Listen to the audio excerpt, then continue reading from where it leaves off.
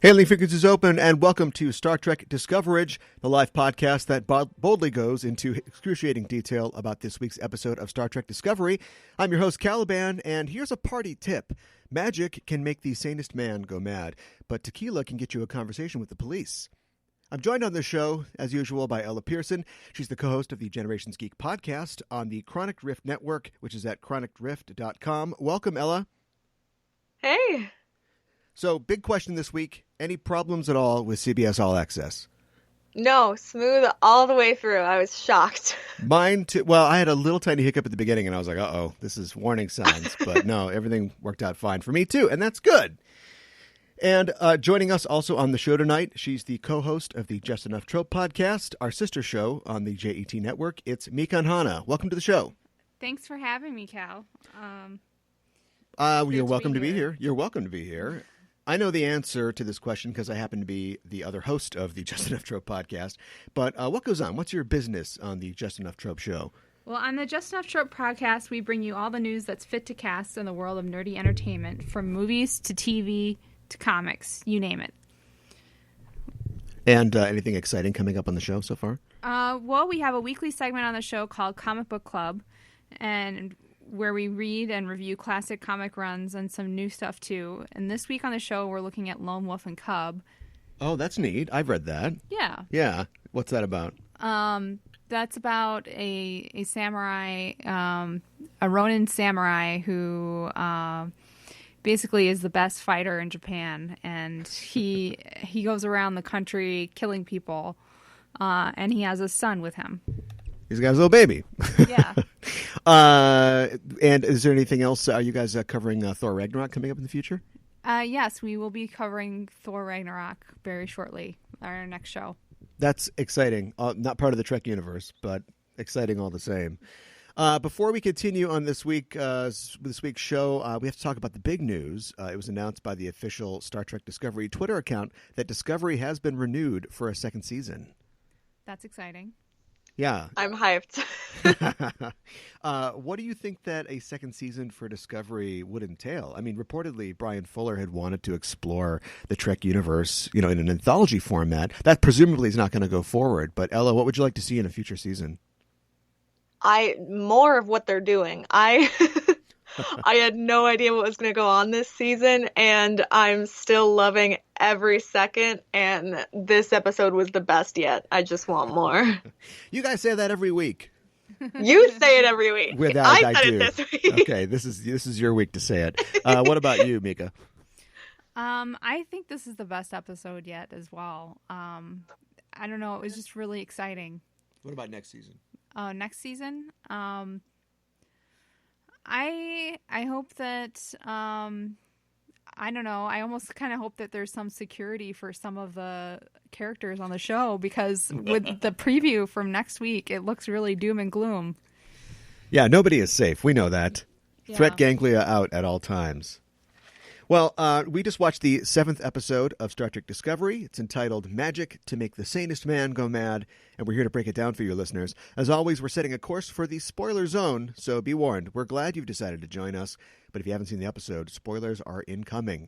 The official synopsis for the episode this week is, as the USS Discovery crew attempts to let loose at a party, an unwelcome visitor comes aboard, bringing about a problematic and twisted sequence of events. And as usual, that is playing it pretty close to the vest, because it's certainly quite a few twisted events happen on this episode. It's party time on the USS Discovery, and because we can't have nice things, this episode features the return. Technically, this is the first return, chronologically, of Harry Mudd on the show. Ella, what do you think of Harry Mudd so far? I love him. He was great in that first episode, and he's fantastic this time. I'm really here for the, time loop trope. Yeah, this is a time loop episode. It's kind of, Mudd shows up in his Murder Bunny cosplay, and he blows up the ship faster than you can say cause and effect. And we've got Anthony Rapp starring as Guinan on this one. He's the guy who can tell us what's going on in between these time jumps, which I think is funny. And I really liked the glimpse that we got of Mudd, but we see a very different side of Mudd. Mudd is really murdery on this episode. Do you think that that's because he feels like none of it matters because it's like time stuff? I think he feels like it doesn't matter because he's going to, it's a time loop and it doesn't matter who he kills and why. And he's going to take as much pleasure as he can out of killing Lorca as many times as possible. Yeah, that was a freebie. Yeah. And also, like, Lorca pretty much left him to die horribly, too. Well, so yeah, by proxy. Yeah, sure. Yeah, but he just rolls right in. And, in the style of these, it's never like a time loop is, in Groundhog Day, I guess, sometimes Phil Connors just goes to sleep and that's it. And then maybe he made an ice sculpture that day. But, yeah, on Trek, the ship tends to blow up or somebody dies horribly by ingesting dark matter, which seems like a bad news situation. But yeah, I mean, he seemed a little, he was full on, as the British say. But yeah, it was good to see him come back. As the show opens, it opens with no teaser. We just get right into it here because I think we need all the storytelling time that we can get. And I like to think of, and Mika, you might agree with me on this, that Star Trek has a long storied tradition of the Crazy Gas episode. Yes. Would you think that this is, an episode where characters are acting in ways that they normally wouldn't because they got hit in the face with spores, or there's some kind of field or effect or something, or it's a mirror universe? Do you think this kind of fits into that? This is definitely a Crazy Gas episode. Yeah, you think so? Yeah. I mean, even like just the way that Tyler and Burnham are towards each other, like Tyler being all like, if this is a time loop, then this isn't going to matter, so I'm going to kiss you. Right. And Stamets, he's just all over the place in this episode. He's getting real chill. Stamets has been on the Crazy Gas for a while. Yeah, right, exactly. He's Mr. Crazy Gas at this point. I just think it's crazy that the show is postulating that Wyclef Jean's hit "We Are Trying to Stay Alive" will survive into the 23rd century. That's an oldie, but a goodie. At least Praz makes it. But yeah, they start off with a little music in this show, and we hear the Wyclef track, of course, and then it shifts into the much superior, even though I love Wyclef, Al Green. Yeah. Which in any century makes you want to dance for a little love and happiness. Yeah, a little bit. I guess the quote, that the show is based on, magic to make the sanest man go mad is a quote from the Iliad, and I think refers specifically to the idea of love and charm. And so we're sort of getting that in this show, especially between our lovers there, Burnham and Tyler. What do you think about the relationship between Burnham and Tyler, the burgeoning relationship, Ella? Well, thanks to you, I can't stop thinking about the conspiracy theory. And so I was pretty distracted, but honestly, I'm really here for it, and if the conspiracy theory is true, I'm going to be really furious because this episode really got me. This is the hour of doubt. This is the dark time of the soul, I think, for conspiracy heads, or we got to come up with a better name. Coal heads or something. But it does make it seem incredibly unlikely that that's what's actually happening. But the rapidity with which this, I mean, I know there's only 13 episodes in the season, but the quickness with which they're falling into this. And the fun thing about time loop episodes where things get rewritten is that you can cheat a little. It kind of limits the way that you can tell a story, but it also lets you, what if they cut to the chase? What if they have their first kiss? What if they express, these feelings that they're feeling for each other? And then we can kind of roll it back. And instead we get a little wink. It's like, speaking of another Crazy Gas episode, The Naked Now on TNG, where, Data and Yar get it on. And then later on it's like, yeah, it didn't happen. We're just not going to talk about that. Right. Yeah. Pretend it didn't happen. How do you think of the way they party in the 23rd century, or at least this part of it? They're playing ale pong. I'm assuming it's some kind of ale. That was hilarious. Yeah. Tilly is stunning. I love her party hair. Yeah, right, exactly. That was when she lets the curls down, it's getting good. And the whole lounge is sort of dressed up. It reminded me, there's a convention in town called Convergence that happens every year. It's a fan-run convention, and they have an area called the Space Lounge, where you go in. Oh my God, you're so right. Yeah, they have all these black lights and things set up, and then a bunch of neon decorations, and it just, that's Splounge. That's what's going on there. That is so true. And Tilly, I want to talk about Tilly because I still like Tilly. She's still one of my favorite characters, but it seems like she's characterized a lot differently in this. Maybe she's the type of person who, when she warms up and you get to know her, she's warm. But they started off with her being very kind of reserved and hard to communicate, and now she's just like, shots, woo! I don't think she was like that at all. I mean, she's like awkward, but she's pretty forward about it. And like when we first see her, she's very like, sorry, I talk when I'm nervous, and she just like blurts it all out, which is obviously like part of her being awkward. But I was gonna say, especially with this episode, I really love what they're doing with her character, how she is obviously like really like nervous and awkward around people, but just goes for it. Like she just goes for everything. I think it's fantastic. Yeah, Tilly is all of us. We are Tilly. It's true. Yes. Let's start that hashtag. I wish I could be Tilly. Yeah, and I like the way that, I mean, it makes sense that she throws herself into, I mean, she's not technically out of the academy yet, I would assume. So she throws herself right into the party. She's like any kid on her gap year. Yeah. She plays a minor but important role in the episode where she starts to sort of hook up Burnham and Tyler. And even though, like I said, I love Tilly, I kind of wish that they had pushed that out to like a different character like Detmer or Owasikun or something, so we could see a little bit more of the other bridge crew. Yeah, we haven't learned much about them at all. Yeah, I know. And then there's that joke later where Mudd is like, "And you, random communicator guy." Wait a minute, he's my favorite new I character. know. He's my random communications officer. Yes. That's my guy now. Yeah, other than that, I think they party fairly normally in the future.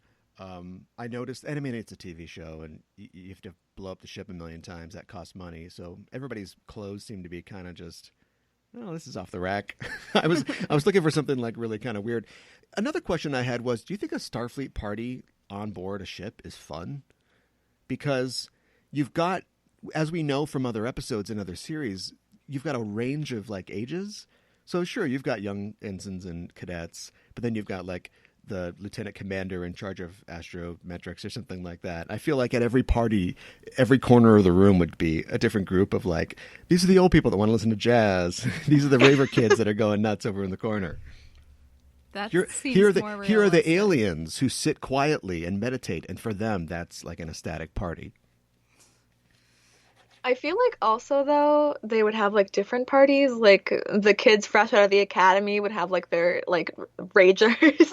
And then, once you get a little bit older, you're a little bit more in the ranks, and you have, like, a different party. Right. And the old fogies on the Enterprise D just like to play poker. Yeah. No big parties for them. Sometimes they have a mariachi band. That party on ship would be awesome. Yeah. Well, we see a lot of new aliens, or at least a couple different new sort of elements in the show. We're introduced to the Gormagander, yeah, which is a something organic, like that. You don't like that? No, I said something like that. Yeah, something like that. I think I Any like it. space whale is good in my book. Space whale works. Yeah, maybe Gormagander stands for or means flashing metaphor in Latin. Because at the very beginning of the episode, they're like, oh, well, you know, if they don't seek out love, then they're just all alone and they're just floating through space. This is right after. I didn't notice that. That's so funny. Yeah, it's right after Burnham has made her log entry about, like, I don't know what feeling is. How do I talk to people? And then later we find out that she's never been in love. That was the secret. That was intense. Yeah. That was. I didn't expect her to say something like that to him. Yeah, that was something that, and they do that thing where she whispers in his ear. I'm like, oh, we're not going to hear it. But, you know, of course we do on the next loop. I was glad that we did because I was worried we weren't going to. Yeah, it would have been really frustrating. There's been a lot of time jump and time travel episodes. So this is well-trodden tracks as far as Trek goes, Trek. Do you think, Ella, how do you think that they approached it? Do you think that they added sort of a new chapter or a new twist or angle to the idea of a time loop story on Trek? I mean, is the time crystal a new thing?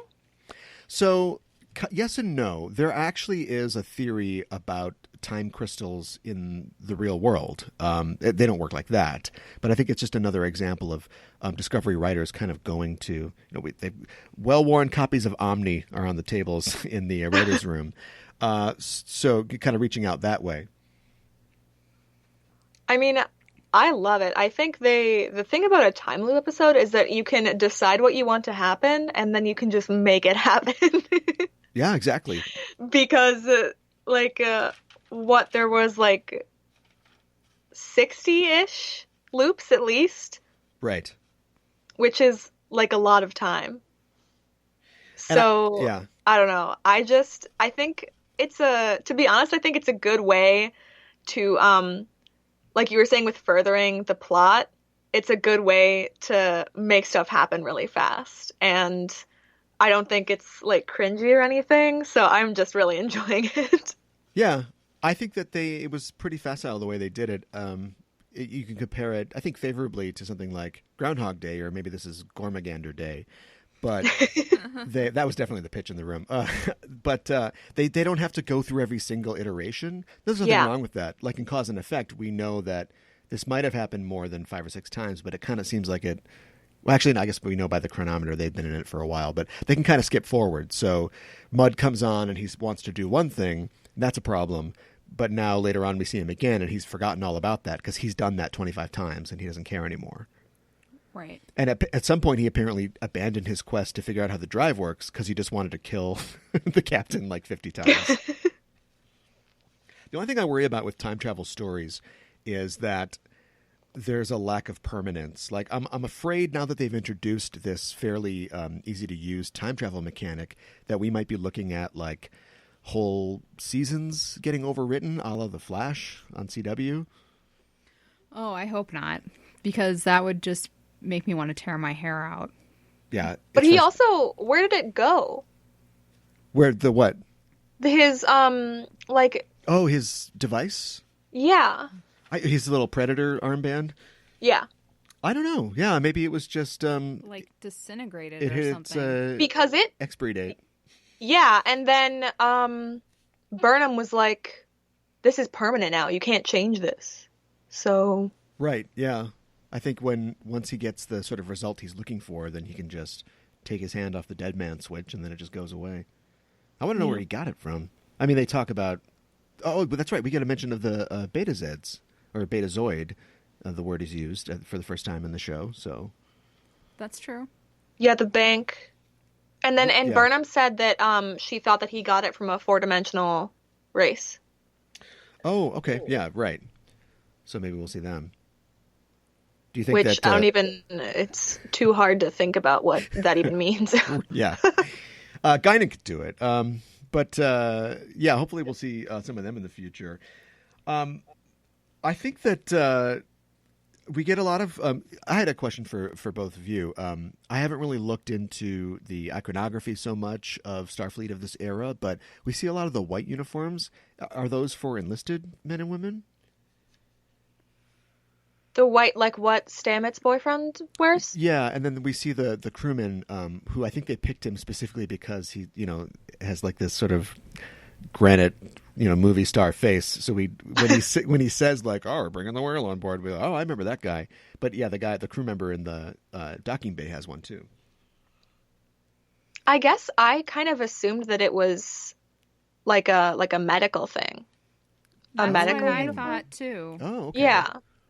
Okay. But I only made that assumption because I don't remember what's Stamets' boyfriend's name? Dr. Culbert. Yeah, I only made that assumption because he was wearing one. Yeah. So I don't know what the deal is with the guy that was in the bay when they were beaming the whale on board, but I just kind of assumed that maybe he was part of being a doctor as well. Maybe he was to look at the exactly. Like the veterinary kind of wing, what have you. Mm-hmm. There's a lot of, I guess we don't know necessarily what the 23rd century is like, but there's a lot of what I would consider anachronism in this episode. The aforementioned Wyclef Jean track. The term man cave is thrown around. which is a great laugh line. But at the same time, you're like, wait a minute. Do they still have man caves in the 23rd century? It's a perfect description. We get a lot of close shots of Robot Lady in this episode, and she gets a line. I loved the interaction between her and random communications officer guy. Yeah. That was great. Lieutenant Commander Ariam, I believe her name is. Yeah. And we get a little more background on Stella. I was happy to see that they didn't get as much fanfare as a character like Amanda, but they did cast somebody as Stella, and Stella does appear in the episode, which I thought was kind of nice. Yeah. One thing I was kind of questioning was her outfit, because it's purple and red, and it reminded me of the purple and red like hat club that like little old ladies are a part of. Sure. So right. I was kind of wondering if they were trying to make a statement like that she's like out of style, or is she so into fashion that she's in style and she's just ahead of the curve? Yeah, she looked a little bit like a Christmas poinsettia arrangement. And then the red hair on top doesn't necessarily help. I also like the fact that it's not really implied. It's basically said that she comes from like a crime family, basically. They're kind of ne'er-do-wells. So what is it that Starfleet does exactly? I know that they're explorers and they're a fleet, but if Al Capone just showed up on the USS Enterprise on Earth and was like, "Hey, it's no problem," I'd be like, "Okay, thanks, Al." Weird. Yeah. There's a lot of great lines in this episode. Most of them are Stamets's because he's, like we said, he's been mellowing out a little, and he's a little more active as a character. And so he's the perfect guy, I think, to deal with the time jump thing, because he doesn't have any time for anything. So he runs into the party and he's like, "Hey, Tilly, there's a hot guy over there." And she runs off. And later on, he's teaching or he's getting a feel for Burnham by dancing with her. And he's like, "Dance with me for science." That was so sweet. Yeah. I'm so I really love when TV shows have just like those sweet platonic scenes where you're like, oh, they're just best friends. Yeah. And I like the fact that he was able, I guess the advice in this case wouldn't necessarily help because she's not going to remember it, but it's still sort of edifying. But he's able to give her advice because of his personal experience. It isn't like Guinan, who's single, and Riker, who are single, and they're like, "All right, Wesley, we'll show you how to do this thing. Oh, your eyes are the stars," and wow, whatever. Shut up, kid. He has a relationship that is clearly committed and it's clearly successful, and he's telling her, "This is how it works. I know how it works because I've done it." You don't see a lot of love. You see a lot of thwarted love, and I can't be with them because I'm the captain and she's this. But it was just nice to see that between two characters on the show. Yeah, it was very sweet. And I just love, our first gay couple on Star Trek is awesome. Yeah. I think, what else did I have to say? I thought that, and I'm not asking for more if anybody's listening, but this might have been an episode where you could have thrown a couple F words around. If they're doing that now, when your ship blows up 60 times and you're being invaded by Dwight from The Office, it seems like tensions are high. This might be where you might want to use some colorful metaphors. Do you have any more thoughts on the episode, Mika? Yeah, I really enjoyed a lot of Stamets' lines. He made me laugh out loud quite a bit. And Mudd was just really carefree and just like a childlike sense of fun whenever he was doing mischief, and it was fun to see that. Yeah, I agree. One of the things that I'm just going back to the subject of love, one of the things that I like about the fact that this show is set in the kind of twilight between, well, now and TOS and even TNG era, is that TNG is great, but the characters always have that Roddenberry-esque, oh, we've evolved past this and that. We are enlightened beings. And these people are still kind of, they're at a party and they're getting down and dirty, and they can love each other in a less egalitarian way. And I guess I'd have to think about this and make a top 10 list, but this is, I think, one of the most romantic episodes that I've seen of a Star Trek series. Like, even though nobody's even together at the end, like, it all kind of goes back to the way it is, but I really like that aspect of it.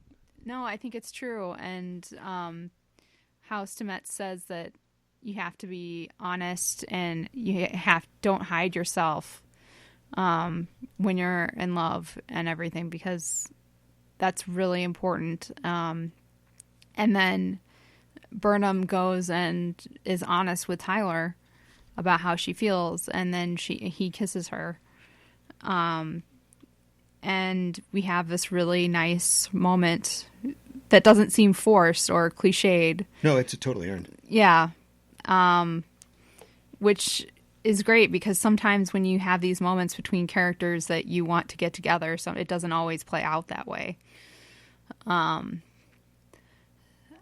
So it was just really nice to see that. Until he turns into a Klingon and kills everybody. Yeah. Fingers crossed. I would have liked to have seen, they had they're bought from a flea market, fluorescent green and pink cups, but I was thinking they could have some Solo cups. I'd like to see that Solo cups make it to the future. Everybody on Discovery's like, party, we got the red Solo, replicate a bunch of red Solo cups. Well, Ella's already done it. She's already said that this is her favorite episode, so I can't say it's mine, but I did really like this one. I still think that the story is really moving forward, and something that I really like about the fact that we have kind of a compressed timeline here, there's only 13 episodes instead of more than 20, is that you really start to see, oh, you guys are smart. I see how this is paying off now. Stamets is a real, dick at the beginning of the show, so it emphasizes his character change as we get to this point. You know what I mean? Right. And I think things are really starting to pay off like that. And they told us they would, but normally on a episodic, it's all the same, speaking of time loops, it's the same thing every week. You just expect Riker's going to put his foot up on something, or the captain's going to be reading Shakespeare, but we're really seeing how they connect together.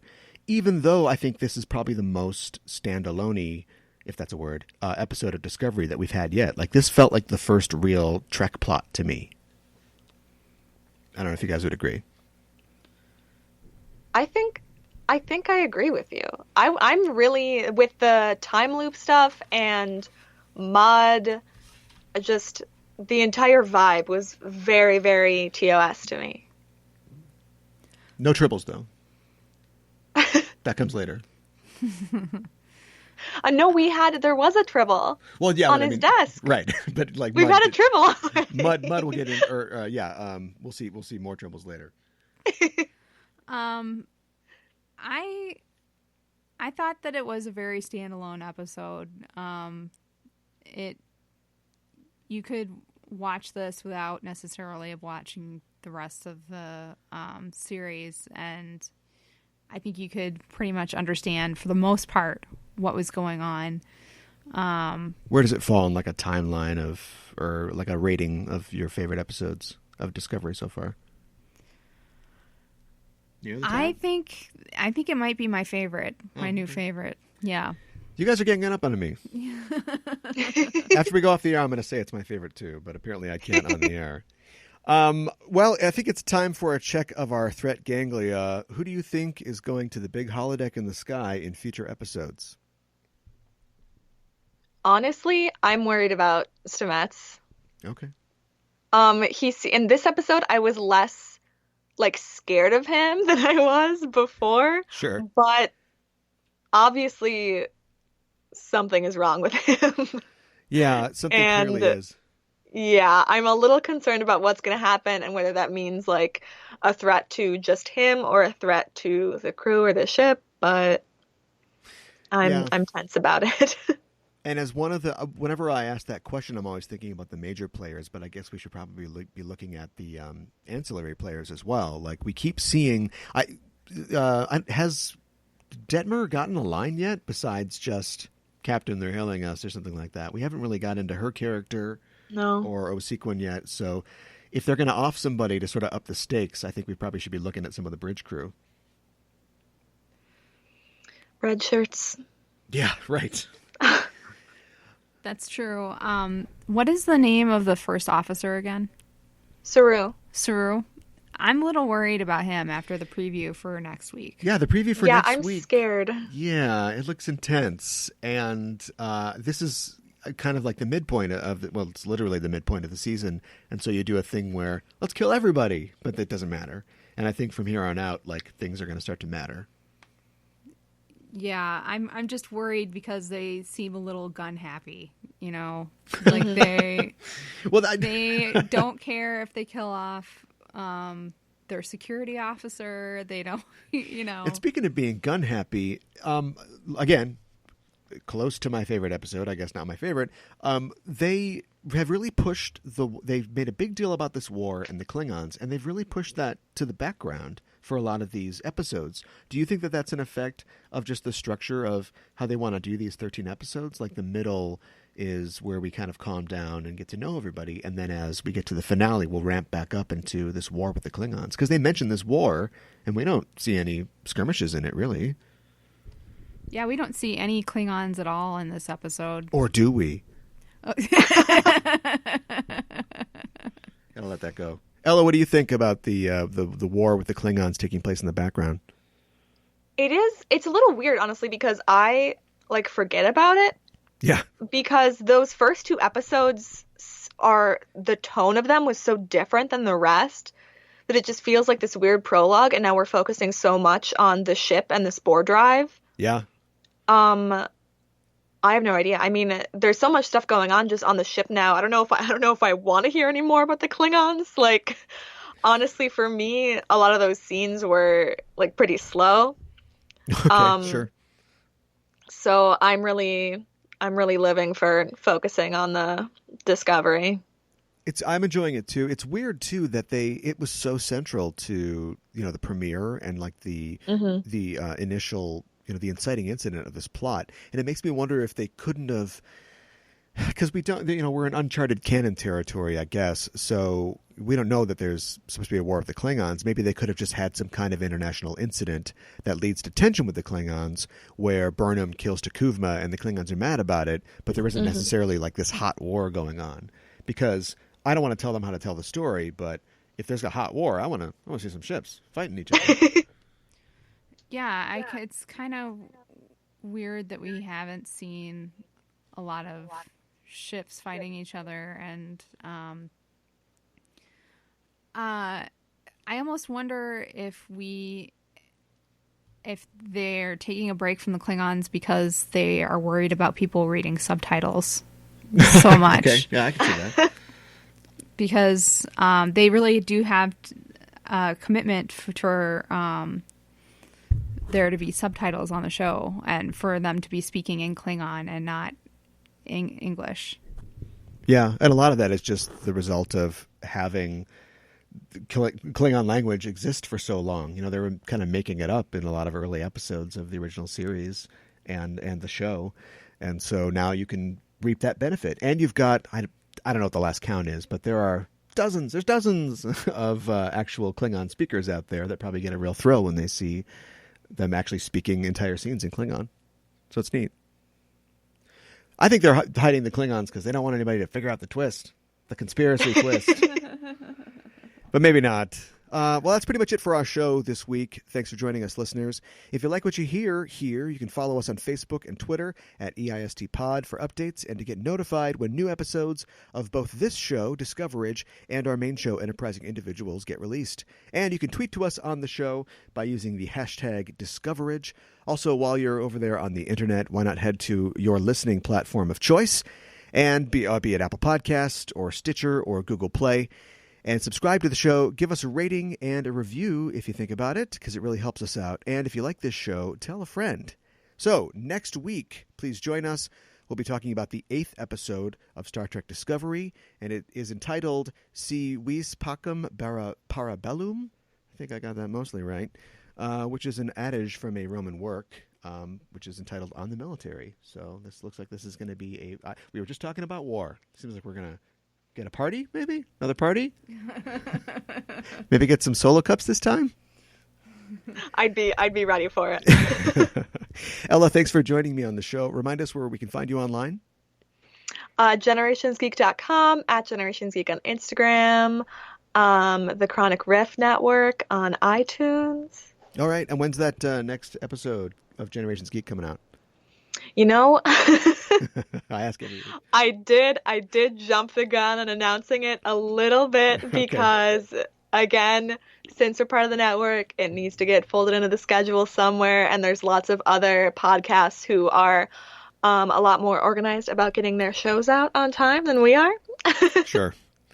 Okay, well, anyway, people can stay tuned to the Chronic Riff Network and their RSS feed because they have a lot of great shows, including Generations Geek. Mikanhana, where can people find you on the interwebs? You can find me at Just Enough Trope on Twitter and on Facebook, and we're on Apple Podcasts, Stitcher, and Google Play. All right, check that out. Thanks to you both for joining me. Thanks to the listeners for joining us, and we are signing off. This is Caliban for Mika and Ella saying, live long and prosper.